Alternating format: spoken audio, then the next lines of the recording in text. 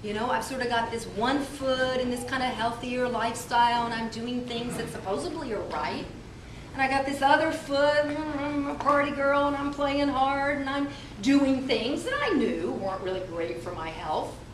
You know, I've gone this route of what the doctor told me to do. That doesn't seem to be working. So something, you know, yeah, it may sound a little woo-woo to some of you, but just something, you know, I realized I had an internal compass that was always guiding me, and it said, go take care of yourself. You're going to have to heal yourself. I called my gay friend Daryl, who had a house on Rhode Island, the coast of Rhode Island. I said, can I have your house for a week? I go to Rhode Island, I take a bag of brown rice and a bag of dark barley miso. Now remember, I'm the girl who doesn't want to eat brown rice because I thought for sure it would make me gain weight. And I go to Daryl's house alone, and I cook brown rice in an aluminum pot, burn it every single time, crusty old black, you know, bottom. My idea of miso soup was diluting the miso in hot water, way too salty, and drinking it. But after 5 days of doing this, sitting on the beach, looking at the ocean, looking inside myself, going, I have to make changes, you know, because this is not life-threatening, but it could become that. I mean, I just knew intuitively something had to shift. So I came back to New York City without fever, without the symptoms. They did not come back. So something worked somewhere. I remember getting back into New York City, I guess it was Grand Central Station, immediately going to a bookstore at the corner of Fifth Avenue, for those of you that know New York, 5th and 14th, buying a book on macrobiotics. The book of macrobiotics is still on my bookshelf today. And I went home and I read it, you know, in 2 or 3 days. Now, macrobiotics was popular at this point in New York. It had been around before, it had kind of gone out of vogue, it was back, you know, in the mainstream, well, I don't know if that was really quite mainstream, but it was out there and all us health nuts. And the first thing that I learned from macrobiotics is you have to cook for yourself. I didn't know how to cook. I didn't have a pot and pan in my kitchen. All I had was a coffee thing, right? So I went and I bought pots and pans, probably not very good ones in the beginning, later making an investment in better pots and pans. I read cookbooks, I bought cookbooks. I didn't have any cooking skills. I'd grown up in a family where, you know, by the time I got old enough to maybe cook, my mom was taking us to these restaurants. And I was a terrible cook in the beginning, really for a lot of years, and just stayed with it because immediately I started feeling better. No doubt about it. I also learned something else from macrobiotics. The name of this conference today, You Are What You Eat. There's no doubt about it. And I thought a lot about that this week. Like, wow, you know, what does that really mean? There's a book. I think there was a book like in the 80s or something called You Are What You Eat. That was a bestseller. And it's interesting, before we started, I was watching or reading what the children were writing, and some kids were up there, what people had written. And it got me to thinking, yeah, we are what we eat. I mean, if you eat the animal, the flesh, and you drink the milk of a 3,000-pound animal that's really made that milk to feed its baby, to grow up to be that 3,000-pound animal, do you become like that animal sooner or later? If you eat that fine, powdery substance, and that's mostly what you eat, what's that do to your insides? Hollows them out, makes your bones all soft, makes your hair all brittle, your nails don't want to grow. I mean, those are just some of the minor things. So, macrobiotics taught me about balance.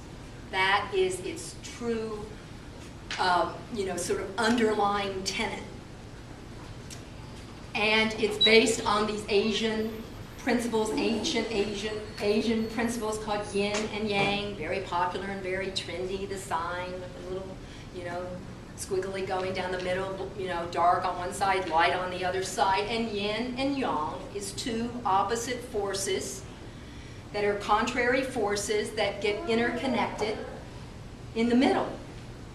Now, macrobiotics also means big life.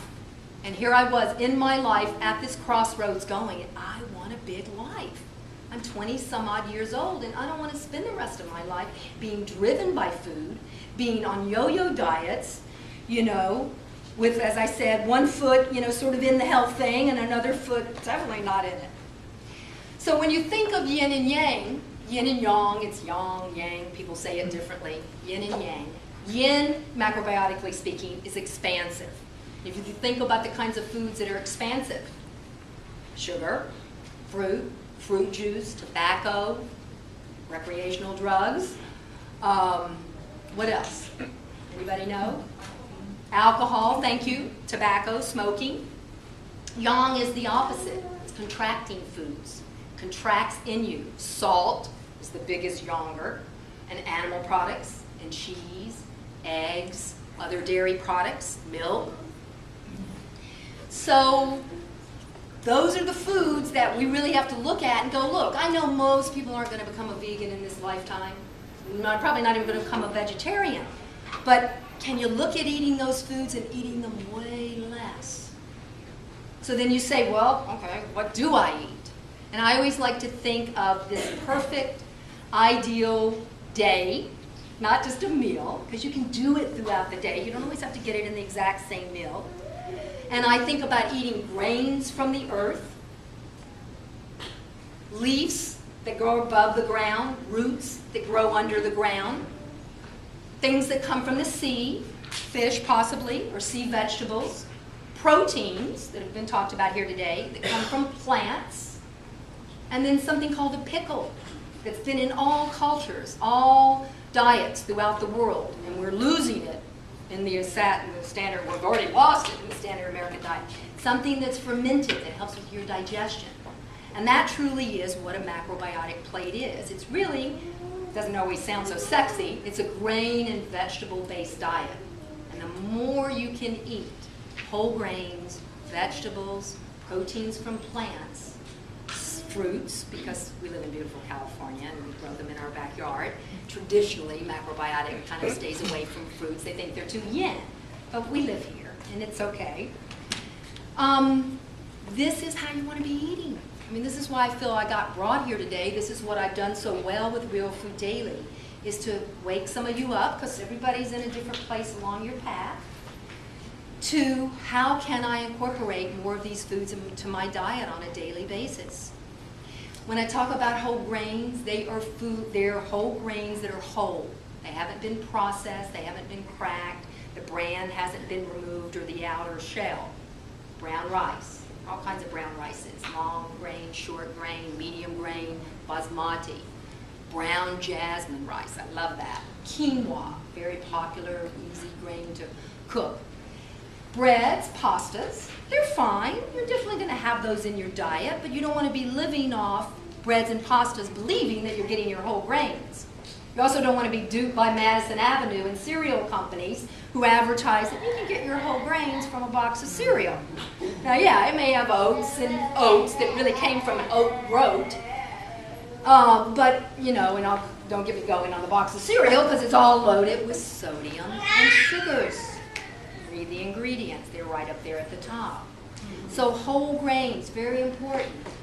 Plant proteins, where do you get them? Beans, legumes, nuts, seeds, soy products, but the high-end soy products, the tempeh, edamame, tofu, not in the soy milk. Soy milk is the most processed of the soybeans. I'm fine to eat soy milk. You're going to put it on your good quality cereal or granola or oatmeal. But I meet people who go, oh, I get my soy from soy milk, and that's not what you want to rely on.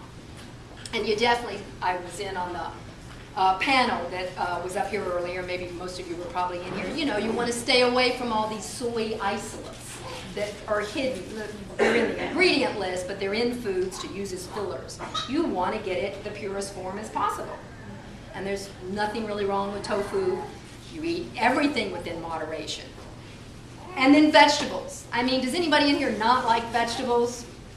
No, we all love them. They're there, they're easy, they're accessible. Well, it's changing. I know.